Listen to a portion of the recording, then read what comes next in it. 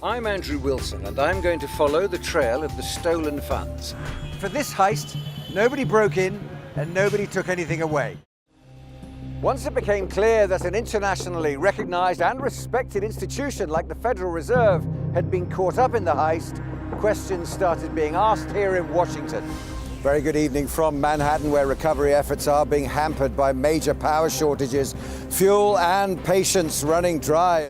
The headlines on Sky News with Andrew Wilson.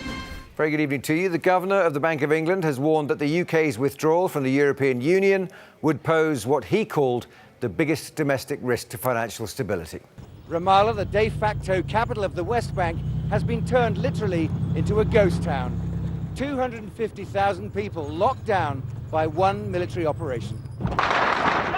We stayed too long near the tanks. We need to move on to Libya first and then come back together as a group. Let's see if we can blend those two dots together. Here with me in Athens to judge the mood from both within government and outside it are our correspondents Alex Rossi and Tom Rayner. Live from the San Jose mine here in Chile. 17 out, 16 to go. Well, we understand now that they're pretty used to using Tahrir Square as an instrument of opposition, but this is hardly an opposition in the sense that we might understand it. There is one difference. Back during the Arab Spring, the square was filled with an atmosphere of anger and also a lot of hope.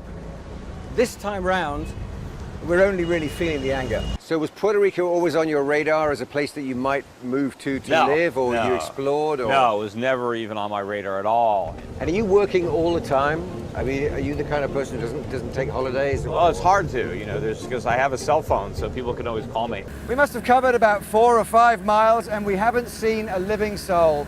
No sound, no sign, no indication of life out there. We've seen 2 other rescue boats, and they've reported the same.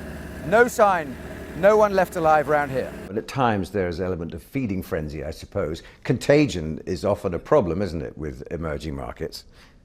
No, there's no question. In Syria today, the Gulf Arab nations withdrew from the monitoring mission in protest over the continuing violence and have called now on the UN Security Council to force Syria to implement the Arab League peace plan.